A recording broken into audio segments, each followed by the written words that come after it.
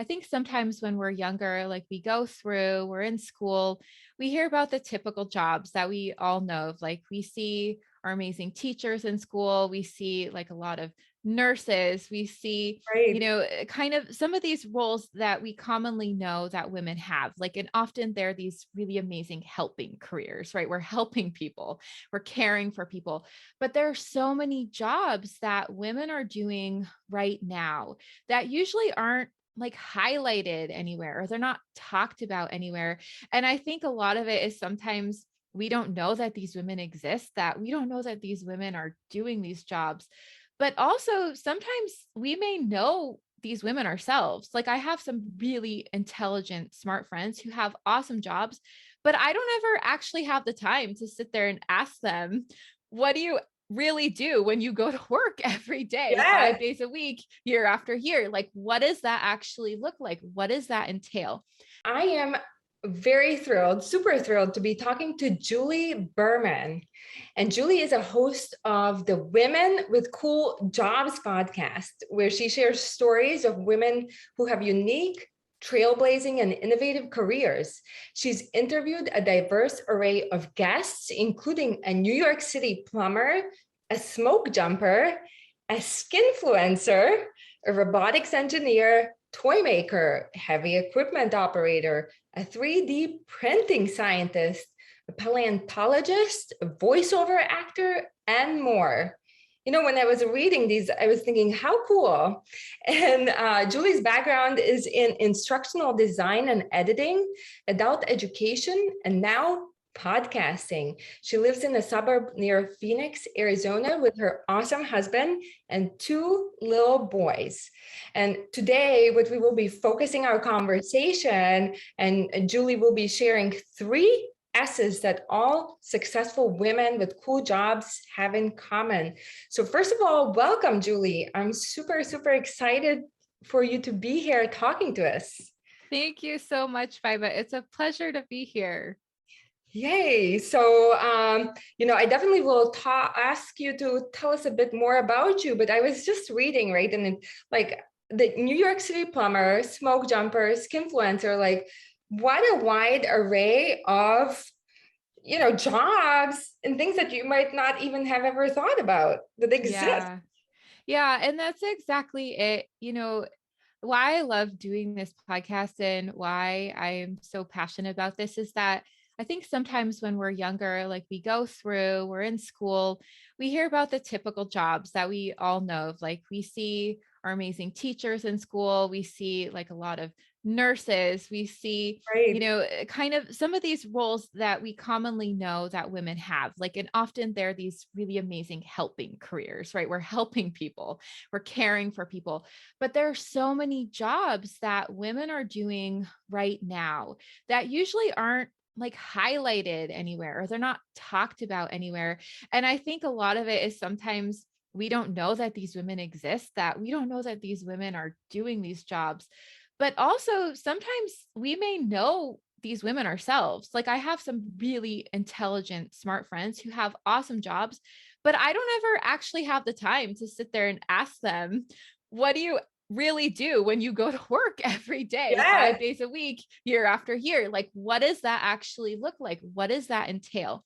And so, whether it's someone in your family, whether it's someone you know, you're friends with, whether it's your neighbor down the street, a lot of times we just aren't aware. Like, we don't know to know, we don't have the time to ask questions. And so, that's why I love doing this podcast because I think that the more that we do know and the bigger awareness that we have that these jobs exist and that these women doing these cool jobs are out there, they're doing them right now, like the more that we can have that expansive mindset of like, ooh, I can do this too, or like my daughter can do this, or my neighbor Right. can do this, And so it's something that I'm so passionate about. And I hope to continue doing it for a long time to come in some way or another.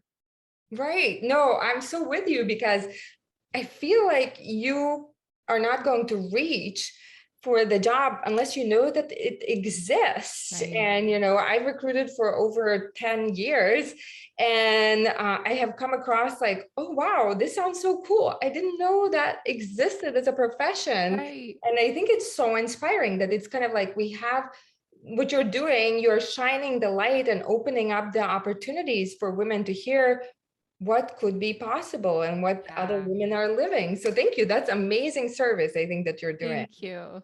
Yeah. How did you get here? Can you tell us a little bit about your journey here? Yeah, it's such a funny, such a funny thing because I can't pinpoint like a moment in time. But, I had this thought a few years ago, and now it's probably been 4 to 5 years ago. And between my second kid who's 6, or Mhm. my first kid, I should say, my oldest kid who's 6, and my second kid who's 3, in between, I just remember having this thought, and it would come back to me every once in a while, like, I wonder what women are doing, like what are the cool jobs that exist? Like what are things that are unique that I may not know about? And I just always had this thought kind of come back every so often. And, when you have young kids, like, you don't have time to pursue extracurricular activities. Like Right. you're in it, in the depths of it. And, um, so I kept having it come back, and I just usually, like sometimes we are like, okay, whatever, another day, another day. And Yeah. so I got to the point where when my second son was a little bit older, he was about 1.5, right before the pandemic started in Yeah. February. I had gone to this event, and it was about, becoming a better speaker, and just, it was, I don't know, it was so inspiring to me. And I had decided, like, I'm going to finally do something with this idea.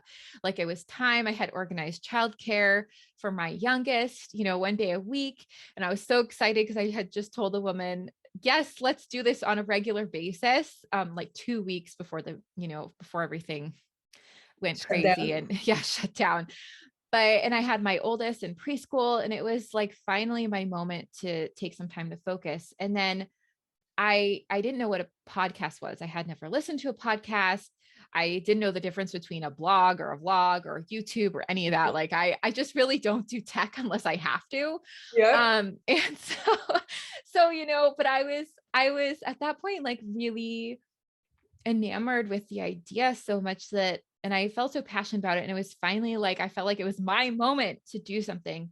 And so before that, going back like a while, I had always just been really fascinated by what people do. So when I was in undergrad, for instance, like so many other young people, I didn't know what I wanted to be when I grew up. And if you ask me now, Right. I probably still don't know what I want to be, but I was undeclared. And so at some point you have to decide something. So I started doing a few informational interviews, which if no one has done that, I have an episode that I talk about like what that is. And it's the most amazing free tool to figure out if you might love a job. So I did a few info. Okay, there's an Oh, episode of your podcast. yeah, Women with yeah. It's cool an jobs. episode. Yeah. And so I explain it, and it's a really good process. It just a like basic overview. An informational interview is essentially where you're going to a person who may have a job that you think is like super cool and really interesting.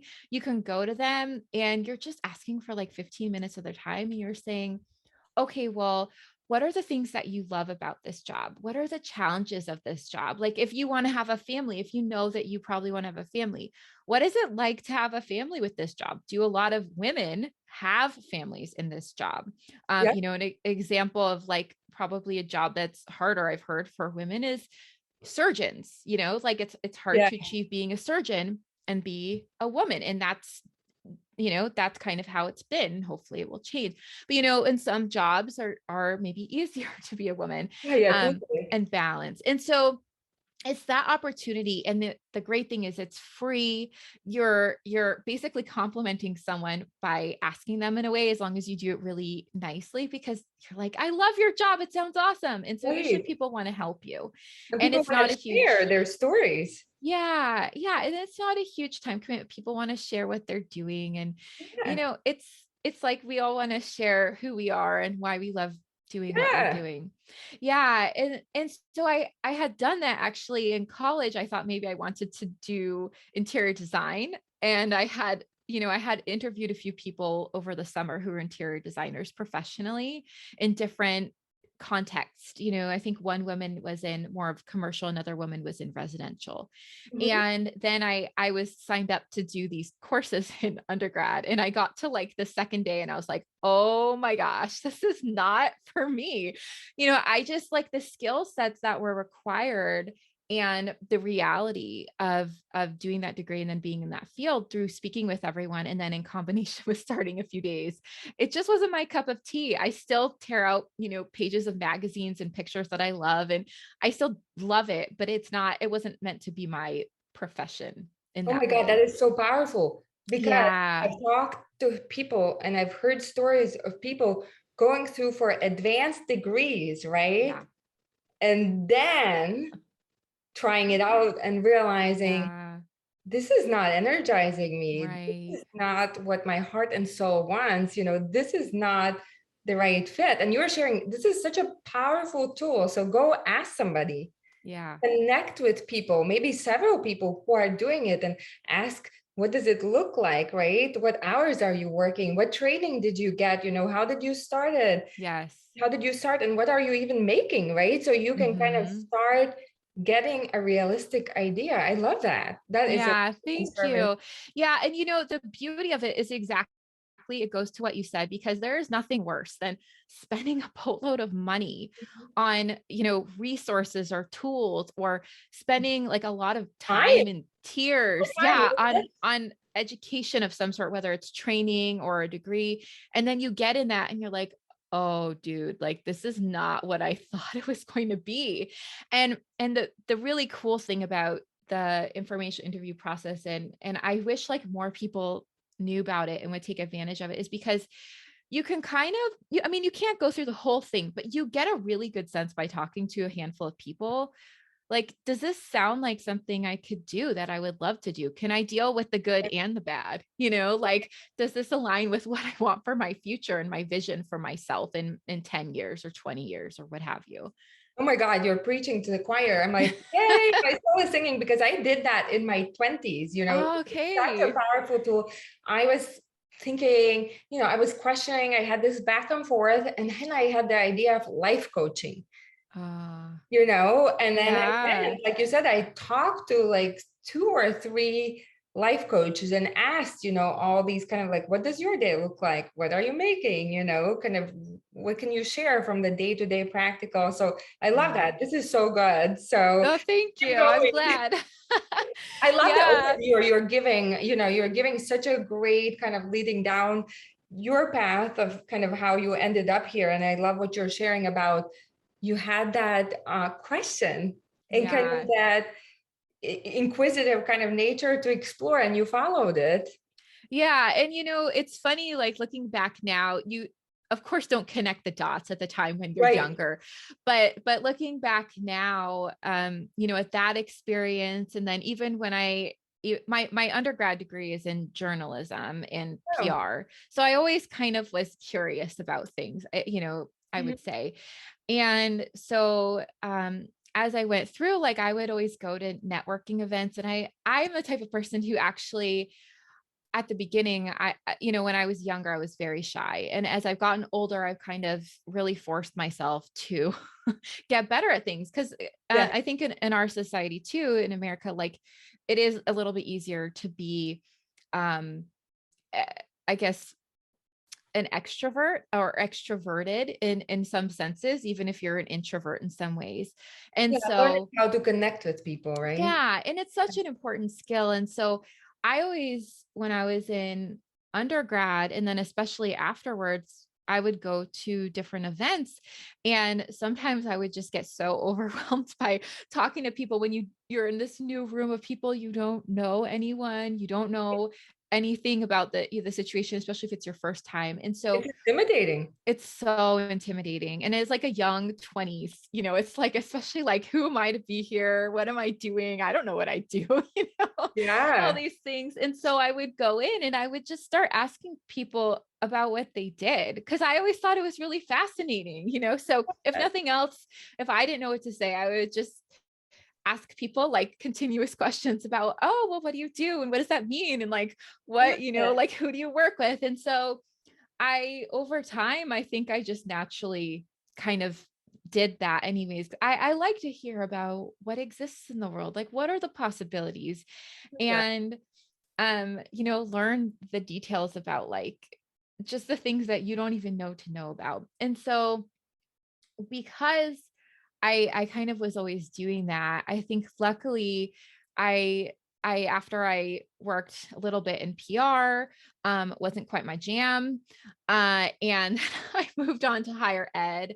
I did instructional design. I worked in the instructional design department for university, and I did editing first, and then I helped create their course curriculum. And I did that in a few different settings, and I like loved that. And I love editing. Like, I'm one of those people, I edit. My husband says I edit, in my sleep, basically. It just is one of the things that really excites me. It's So like, cool. yeah, it's like a dorky thing, but I just love it. And I like communications, and I like the world of adult education and learning. And I got my master's degree in that, in adult ed and training. And so I just find it really fascinating to think about, how do adults learn, and how does that differ than how kids learn? And so I've taught in different scenarios a little bit for adults. And so that's been really fun.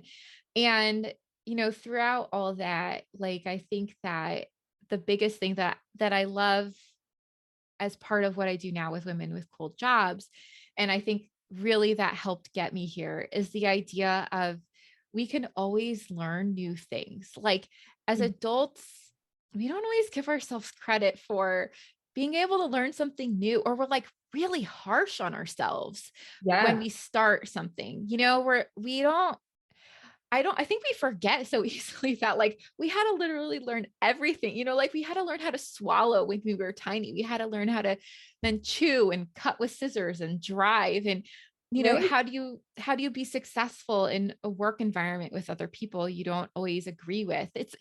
So it's these kinds of things. And so when I listen to these stories of women, it's so amazing how like women have learned all these really cool things. And so many of them did not set out with the intention of doing this particular cool job. Mhm. Sometimes they ended up hearing about it, and they're like, "Ooh, I'm curious," or they had an experience and they kind of followed their gut instinct. But it's in all the cases, like the women took things, and they followed this path, which I definitely want to get to, is my three S's of like Yes. what all the women have done, who've been successful on my podcast, is they follow these three S's. But also, more importantly too, is like overall they've allowed themselves to learn and grow. And like that, I feel like, is such a huge aspect that I have learned, through my experience and through, my education and things. Is like, we at every age, we can learn and we can grow and we can do new things. And we just have to give ourselves grace and space to basically be able to do that. Oh my gosh, I love that because first of all, it's, kind of you're serving and with the stories, you're helping to inspire, right? It's inspiring to know and see somebody being an example, right? And actually living that, right? Living Yeah. a different path. Like you said, that might not be a teacher, a fireman, a policeman, you know, and Yeah. these super standard paths, that we learn in school that are available to us. And then I just like, it's a relief, kind of when you say learning, right? Yeah. Sometimes I think we lose patience with ourselves and then we set this like standard, like, oh my gosh, like that's not even like, it's kind of like I was talking to Greg Steed, who has a Positive Morning Voice podcast, and he literally said we're being bullies to ourselves, So true. right? Yeah. Yeah. And like we say things to ourselves internally that we would never ever say to someone else, Right. especially someone we love and care about, like we're mean to ourselves. And I think that's such a key, it to being able to do anything new, whether it's to find a cool job, whether it's to just do a new hobby or find something that gives us joy, is taking that Pressure. step back. Yeah. And say like, okay, this is my first try. It's Mhm. probably not going to be perfect, but like good on me for trying. Yeah. Oh, that, it just came to me. It brings back, I think it was Winston Churchill who said that perfection will freeze you. I Or have I'm never not sure, heard I might that. be misattributing it, but there's Okay. essentially the saying that perfection will freeze you, essentially. Oh, And then if you're giving interesting. yourself, like when you talk about kids, right? Babies learning basic Yes. things or us going through life, right? And all these things we take for granted. It's just like literally look at it as you're learning to walk, right? Yeah. If you had like, oh my God, with the first step, if you don't stand up right and it's not worth trying anymore afterwards, right? It's like, Right. relax, Yeah, like to no baby. space. Yeah, to no baby ever does like the parents say like, "Oh, you failed the first time. That's it. You're never going to walk." Right? Like Right. that's unheard Exactly. of. So, yeah, I love it's that. so, it's just so important, one of those things. And like I think if you're ready, like I would love to transition. I think this would be Yeah, such a good point to transition, to the three S's. And let's go. so Yeah. this is something that I've interviewed probably, anywhere between 25 to 35 women. I should probably count, but That's somewhere okay. in We there. did. And Interviewed quite a few women with cool yeah. jobs. Yes. So with all the women who've had these really cool jobs, and they all, I mean, they've been so diverse, like a diversity of not only like ethnicities, backgrounds, where they're from in the world, Mhm. and how they were raised, but just like a diversity in what they actually do as their career.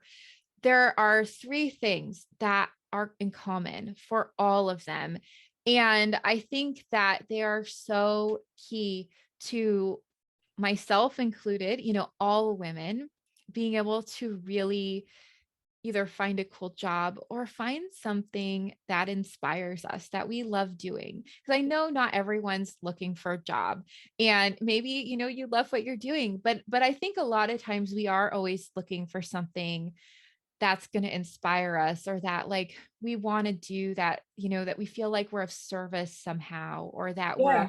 supporting someone or we're helping someone. And so I think it helps get over, those scary things for when you are trying to learn something new. So the first S of my three S's is to start.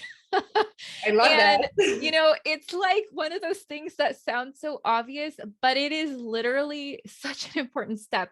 And I can speak for myself, like I am an overcoming, like basically being a perfectionist, an over Yep. analyzer, over researcher, and I took so much time like over my life where I would just get stuck in analysis paralysis. Like I would be doing all the analyzations, the what ifs, and I wouldn't just start something, I mean, so that is the beginning. The women who are in these school jobs, they just start. They do not have everything mapped out perfectly. They do not know all the answers. They literally just start. And a really amazing example of this is from the smoke jumper, Madison Whittemore. Wow. She is like such a badass. She's like an amazing, amazing woman. And I'm so impressed with her. She basically heard about smoke, like the title smoke jumper, because her dad was in that industry. He had basically, been in the fire, firefighting industry So when what she is was a smoke younger. And jumper?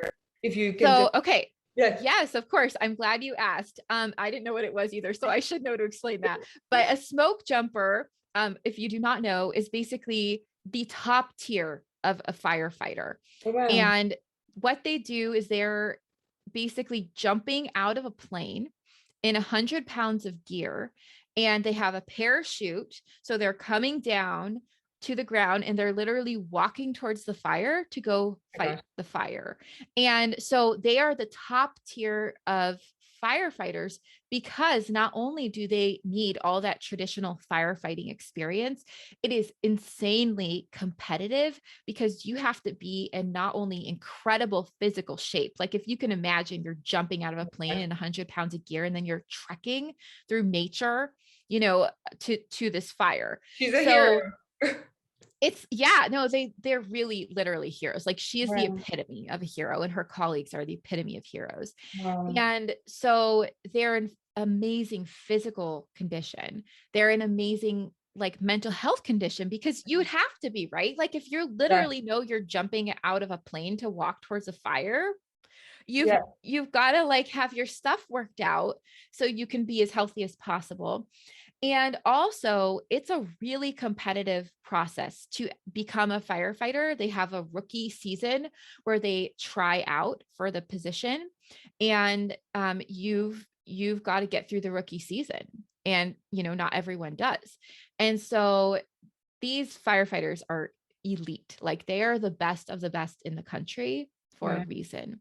And so she had, when she was younger, so she had, her dad was reading this book, and her dad was in the firefighting industries. He was not a smoke jumper, but she had kind of grown up with that, but she was a dancer. She had never thought of, going into this field.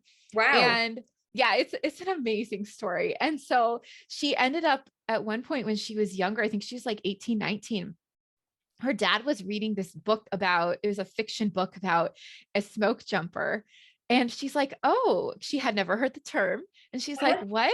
what is a smoke jumper? What does that mean? And so her dad had explained it to her.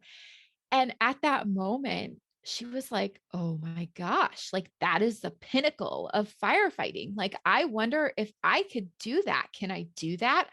And so she literally, since that moment, had basically had it in her mind, like, I need to try and see if I can just do this. Like, can I even get myself to that point where I would qualify to be a smoke jumper? And Mm. so she just started, you know what I mean? Like Yeah. she started by, um, going local and taking a course on the basics. She asked, luckily she had her dad as a resource. She could ask questions. She started also meeting people who had these different positions who she could see as role models. And, she didn't overanalyze. She had this like passion and she just went for it. So I think like that's a huge thing, is so many times we have like this inclination or we have this passion behind something, Mhm. and then we don't always go for it because we think about, like, oh my gosh, do I need to research this? Or do I need to do this? Or all the what ifs, or I've never done that before. Right. And Or I we have to don't, be perfect and I have to take hours and years of yes. training. Exactly. And it's such a bummer because there's so many things that we don't start, that we don't know where we could end up unless we Yeah. start. Just taking the step versus you kind of feel overwhelmed by the bigness of the end goal. Yeah. Yeah. And I think it's so good to have the end in mind, right? Like that's what maybe is the inspiration for starting. But Yeah. it's like you don't have to know all those tiny details in between. Right. You can figure that out. Right. And that's the next S, is doing things step by step. So many of us, like you were saying, we figure out like, how can I make this perfect from the beginning? Right. Or Or how how do I can do I, all the steps? yeah, I think it's totally human nature. And especially for those people who are planners, like I'm such a planner that I would love to have everything mapped out perfectly. Mhm. But the reality of the situation is like, usually, even if we're a good planner, things just change. Yeah. It's like life comes up or we learn something new, and we want to shift and make an accommodation, or maybe we find out, oh, actually, this isn't what I thought it was going to be. Like maybe I need to go in a different direction. And so I think if we're able to come from a place of saying, I'm going to take this step by step, and I'm going to start, and then I'm going to go to the next step. And that's what I'm going to worry about. I And love then when that. I figure, when I get to that step, I figured that one out, I'll figure out the next step, and so on. And so, um, another woman who I spoke with, her name is Marjorie Spatalnik. She is from Uruguay. She has this amazing business called Little Rebels, where she makes dolls. They're interactive plush dolls Okay. for young women and little girls. And they're like all these amazing women. So it's like Malala, Madame Curie, Amelia Earhart, and there's one more woman I'm forgetting who's a scientist. Okay. And the thing about her when she started this business is she literally goes step by step. Like she has done all these incredible things as a toy maker from Latin America. A lot of the big companies, a lot of the action is actually in the United States. And so for her, not only is she coming, she's a single mother, she's coming from like another country with a non-native language, English, trying to do a lot of the stuff in that industry in another country. She has just taken things step by step. Like she didn't go to school for it. She just decided that she wanted to create this toy. She started with her daughter, being inspired by her daughter. And Mhm. then this is her second company. And so everything that she does, she literally just figures out like, what is that next step? Do I need to figure out, who am I going to hire to do the app for the tech? How am I going to get the toys from China to America? Yeah. And it's incredible like what she has done. And I am so inspired by her because the amazing thing about her is like if you add up all the things that she's accomplished Yeah. over the last few years, people told her at the beginning, and some pretty big people in the toy industry, like, oh, who's going to buy this? Who's going to want this? No Mhm. one's going to be interested. And yet people are. She won this huge award in the toy industry against Baby Yoda. I mean, she I is, love that. yeah, like it's That's it's awesome. really it's incredible. And she Yeah. did everything because she just goes from one step to the next step to the next step. Oh my And God, you guys, you yeah, listen to Women with Cool Jobs. I want to like pull it up and start listening right away. Okay, keep going. It's just yeah. so, so It's cool. that's what makes doing the podcast so much fun is because like I get to talk to all these amazing Yeah, women. It's yeah, it's it's amazing. just truly amazing what women are able to accomplish and what they are accomplishing now. And that they And can make a living with it, right? yeah, And by yeah, sharing these stories and shining the light, you're really kind of showing what's possible. You're opening yeah. a And new door. it's so important too. I think, sometimes with ourselves, we can be very close-minded about what's possible for Yeah, ourselves, what's possible in our lives. And I think when we do see others doing things, it's like, oh, yeah. maybe that is possible for me. Yeah, and I think we need that. Like people are thirsty to have something meaningful, like what you were talking about, is something that speaks to their heart and soul, fulfills them Yeah. at a deeper level than kind of just going through the motions, right? And Hmm. like that voice, like what you were talking about, and it sounds like also these women had at certain points of time, and they followed it, right? They Yeah. listened to it, taking step and the next step, because like when you think about like the end goal, like it's great to have the vision, but if you think about like, okay, all the supplies, how to manufacture it in China, how to get it back, how to do the selections, Yes. quality, how to sell, you can get overwhelmed if you think that you have to work it out before you even start, Yeah. Yeah. right? It's so true. And literally, the more that Marjorie would tell me about the processes that she's figured out, it is mind blowing. Like, it is I bet. literally mind blowing. Like, Yeah, for me, hearing it, I'm like, oh, that sounds so difficult, or that sounds impossible. Or yeah, how did you even know to know about that? How did you even know to think about that? How did you deal in the middle of a pandemic, with right. manufacturing No overseas kidding. and all these things? And she just figured it out because she's so passionate about it. She feels Hmm. so strongly about it, and she's serving this really important purpose of like providing these young girls and young women with role models of not only what women have accomplished in the past, but what women are doing now, and it's so cool. So yes, step by step is so key as to not overwhelm ourselves because it's I easy. love that. And what is Yeah. third S? And so our third S is one of the most important is support. Mm, And So many of the women who have been on the podcast have found support, and it doesn't always come from family or friends. I think this is a really key thing because, sometimes even if you are so, so close to your family and you have an amazing support system with them or friends, sometimes they just don't get what you're doing. Like Totally. yeah, They when could I be the ones started, telling you, no, this is going to not, that's good for a side gig, right? But you better right, get something practical, right. Yeah. It's like, that is such a key word, practical. right? Like, It takes and money. I think, yeah. And those things are good to keep in mind, right? Like we have to be practical in some ways because we have to have our needs met. We have to live, but we also, want to live in a way that's true to us and that feels aligned to us and that lights us up. And I think that, like, that's such a good point. And it's like when I started my podcast, like, my parents didn't know what a podcast was. I think probably my brother did because he's more techie than I am. So I'm sure he'd listen to one.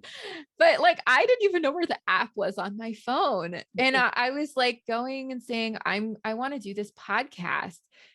But I think that, you know, my parents and family were super supportive. My friends were supportive, but they actually had no idea what I was doing.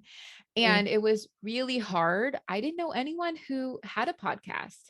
And so it was really hard at the beginning, like being alone, because I just didn't know what I was doing. I didn't know if I was doing right things or wrong things. I didn't know if I was asking the right questions or not asking the right questions. And so having those support people around you who, maybe even if they're not a mentor, like a mentor, I think of as someone who is aligned with your career path and right, who you can ask specific things in relation to your career. right. And They kind so of been there and done similar yeah. things. And Yeah. so if you can find a mentor, that is like the most incredible situation. But even then, if you can find someone, if you can't find a mentor because it's like maybe this cool job, you don't know anyone directly who's had it, you just heard about it on my podcast or from a Right. friend, or a neighbor, you can still find people who are support systems. And that can look different in different scenarios. You can find supportive people online. Like now that we have social Yeah. media, it's incredible what you can find with hashtags, just searching for that industry or for those keywords in that industry, looking for associations in your area, looking for publications, if there's like magazines, whether, you love to knit or you're interested and becoming a cheesemonger, whatever it is, there's oftentimes these little niches where we can Yeah. look, or a Facebook group where we can YouTube. try, yeah, YouTube, where Yeah. we can look. And of course, if you can find someone who you can reach out to in real life, like that is ideal. And I think that that's the best case scenario.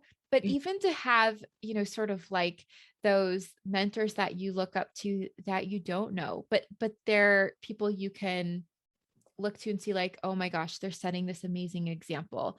And excuse me, if you can reach out to them, maybe like DM them or find them in a Facebook group or find them in association, a lot of times you probably find that people are so flattered mm, that you want to talk to them about what they do, mm. that you could probably, maybe adopt them into your little support system. Yeah. And we circle back to your first point, start, right? Yeah. Just Yeah, start by exactly. looking for them, Yeah. researching, finding out more. I love that. Exactly. Yeah. And one example of this is a woman named Miria Perez.